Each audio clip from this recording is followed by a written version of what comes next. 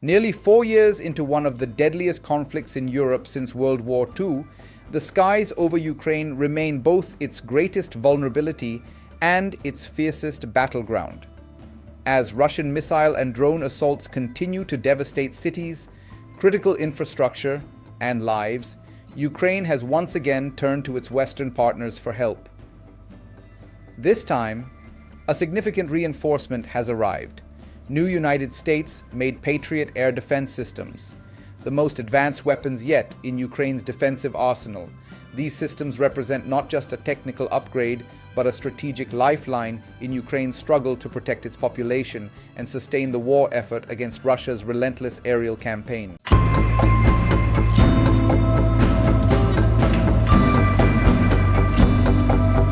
President Volodymyr Zelensky confirmed that additional Patriot air defense batteries have been delivered and deployed across Ukraine. These systems, developed by the US defense giant Raytheon Technologies, are designed to intercept ballistic missiles, cruise missiles, and advanced drones at altitudes up to 24 kilometers and ranges exceeding 160 kilometers, depending on the missile type used. Ukraine's need for such systems has been pressing since early 2023, as Russian forces escalated their use of long-range missiles, hypersonic projectiles, and swarms of Iranian-made Shahed 136 drones. These attacks have destroyed power plants, water systems, and hospitals while killing thousands of civilians.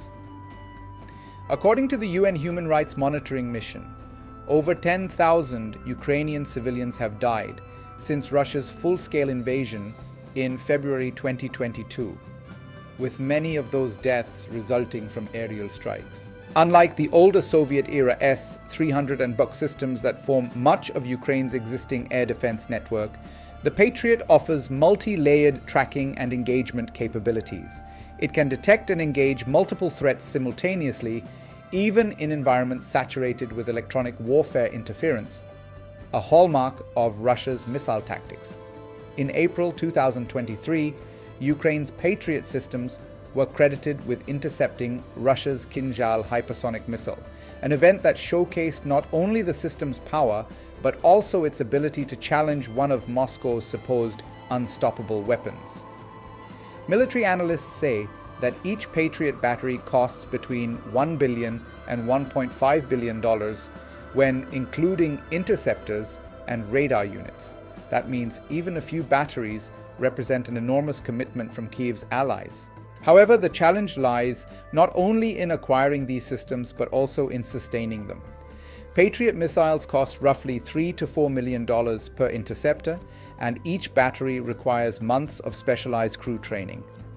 Zelensky had repeatedly urged Western nations to send more air defense systems since late 2022, while several NATO members, including Germany, the Netherlands, and the United States, have contributed Patriot batteries, global production limitations, and the need for NATO countries to maintain their own defenses slowed delivery. NATO, however, continues to coordinate regular deliveries of large weapons packages. Much of this equipment, including artillery shells, armored vehicles, and radar systems, is purchased through joint European funds or directly from US stockpiles. The North Atlantic Alliance views Ukraine's defense as a test of Western resolve and deterrence credibility.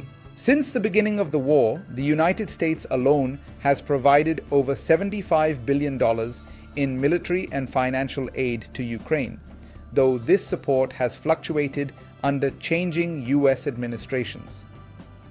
While the Biden administration had been quick to approve large-scale aid packages, the Trump administration's return has slowed arms transfers, focusing instead on a conditional assistance approach tied to internal US political debates. The renewed deliveries of Patriots come as Russian forces intensify their attacks. In the northeastern Sumy region, Russian drones recently killed a man and injured 5 members of his family, including 2 children. 2 women were also wounded in a separate assault. Ukraine's Air Force reported that Russia launched 12 missiles and 138 strike and decoy drones in a single night, one of the heaviest attacks in recent weeks. Officials say these strikes are part of a deliberate effort to exhaust Ukraine's defenses by overwhelming radar systems and missile reserves. Regional authorities in Dnipro reported that missile strikes caused fires at industrial sites, injuring at least one person.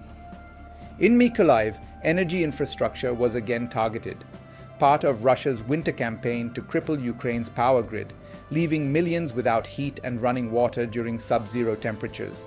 Despite facing constant bombardment, Ukraine continues to launch long-range drone attacks deep into Russian territory.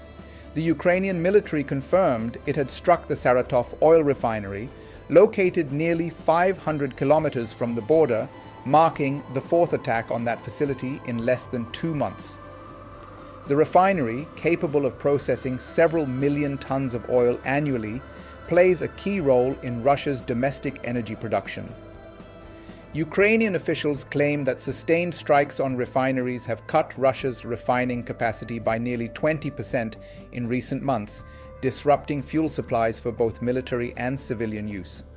In addition to the Saratov strike, Ukrainian forces also targeted logistical hubs in Luhansk in the Russian-occupied east, aiming to disrupt Moscow's supply lines. Meanwhile, on the ground, Russia claims its troops have advanced in Pokrovsk, a strategic logistics hub in eastern Ukraine.